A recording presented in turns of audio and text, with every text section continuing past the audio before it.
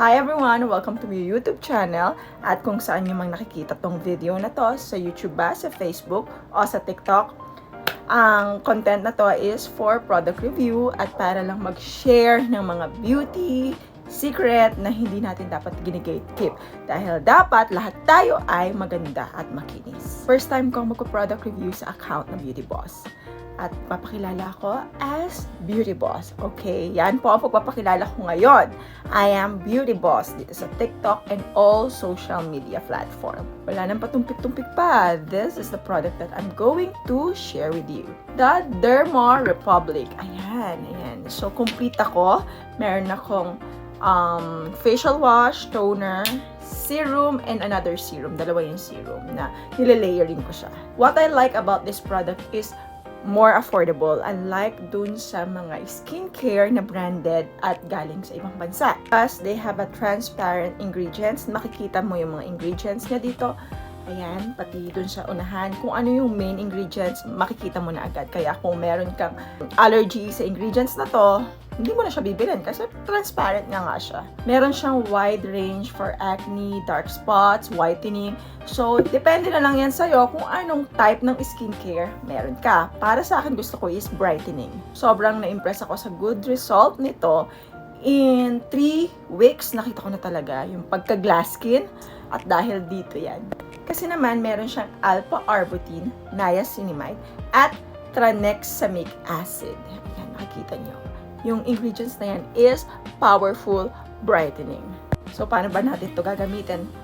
Una, sa lahat, mag-wash muna tayo ng face. Facial wash. Pero ito kasing facial wash nila na clarifying formula, hindi siya mabula. So, kung meron kayong mga makeup dyan, ano muna kayo, mag-makeup remover muna kayo. At kung hindi kayo fan ng walang bula, hindi to para sa inyo. I think meron silang foaming. I-check nyo na lang sa Derma Republic kasi marami naman silang range ng mga facial wash, may foaming, and ito nga hindi siya mabula para sa akin. Then, the second step is toner. Ngayon, papakita ko sa inyo na ginagamit ko talaga to. Kita nyo nga, paubos na halos. Hindi, kalahati pa lang pala kasi pangalawang bottle ko na to. Ginagamit ko siya sa kili-kili, sa singit, sa siko, sa lahat ng feeling ko nangingitim. Yan, especially sa face and neck. Okay? Sa lahat ng party na nangingitim, pwede nyong gamitin tong toner na to. Pwede nyong gamitin with the cotton or spray nyo lang. Or ako kasi ginagamit ko siya ganito. Yan. Ayoko kasi mag-cotton kasi parang nanghihinayang po ako. Ayan. Ang kagandahan nito guys, sobrang bilis niya mag-absorb. So, once na naipahid nyo na siya, mga count lang kayo ng 1, 2, 3, 4, tuyo na. At syempre, show ko sa inyo na ginagamit ko rin yan sa kilikili natin. The next na tayo is itong serum.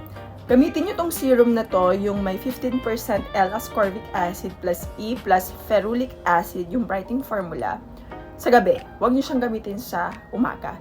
Ngayon kasi, hindi ako lalabas at halos 5:30 na ng hapon. So, pwede ko na siyang gamitin. Paggabi naman na din. At mamaya, hindi na ako maghihilamos kasi nandito lang naman ako sa bahay, guys. So, gagamitin ko na siya. Para mapakita ko sa inyo kung paano rin gamitin at kung gaano kaganda after yung gamitin. Parang may instant glow, instant glass skin ka. So, yan.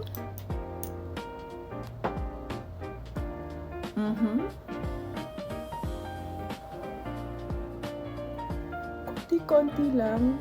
Kasi madali naman siya i-spread. May pagka-oily ng kaunti. Kaya mas recommended ko na gamitin nyo siya pag gabi na, hindi kayo lalabas. Ayan. Ang lakas maka-cure ng malalaking pores. At yan talaga yung nagpapa-brightening sa ating face. Kita nyo yan? Kita nyo ba? Parang glass. May pagka-oily look siya ha. Alam niyo ba yung parang nagmask kayo na binanat yung mukha nyo? Ganun yung feeling. Pero, let it settle. Mag-absorb siya sa skin mo ng mga, sabihin mo mga 2 minutes. Tapos, ilagay mo na yung susunod na serum, 2% alpha-arbutin plus niacinamide plus hyaluronic acid. Yan. dark spot corrector siya. Ginagamit ko siya sa whole face. Di ba pag dark spot corrector, dun lang talaga sa target spot na gusto mong pumuti. Pero ito, ginagamit ko siya sa full face dahil sa may niacinamide siya at Arbutin, why not, di ba? Pero kung gusto niyo magtipid, pwede naman dyan sa dark spot lang. Kung talagang makinis naman na yung face ninyo at may dark spot lang kayo, yun lang yung gusto niyo lagyan, go! Pero sa akin, gusto ko ilagay siya sa buong face. Pangalawang bottle ko na to. Ito rin is pangalawang bottle ko na. So, parang isang bottle naglalast sa akin ng 1 month. Okay? Ayan, medyo okay na. Gamitin na natin siya. Dalawang pump lang, okay na eh. Ayan. Kita nyo na. Oh, pwede na kayo matulog. Actually, pwede nyo pang dagdagan yan ng aloe vera gel para mas plakado, para mas maging, ano nyo, yung moisturize talaga, yung layering. Carry lang maglagay kayo ng cream. Ako aloe vera gel, naglalagay ako after. Pero dahil sa ito lang muna ang ating ipa-product review, wag na tayong magdagdag.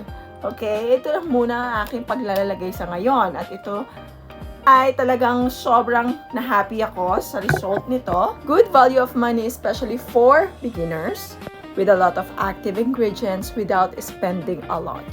Yung pinaka gusto ko at favorite na ingredients dito is yung niacinamide. Bakit kamo? It helps controls oil, reduce redness, at syempre, improve the looks of our pores. Talagang sobrang shishikap yung mga pores ninyo. Plus, meron siyang hyaluronic acid para mag-add ng hydration. Possible result niya, 2 to 4 weeks, budget-friendly. At syempre, kapag gagamit kayo, syempre gagamitin nyo pala to sa umaga, sa tanghali, facial wash, toner, sunscreen, okay? SPF 50 dapat ang gamitin nyo. Keep your routine simple and fast. Cleanser, toner, serums. Dalawang serum pagsabayin. Kung gusto nyo, pwede rin isa, pwede dalawa. Moisturizer or sunblock. Okay, guys. This is it.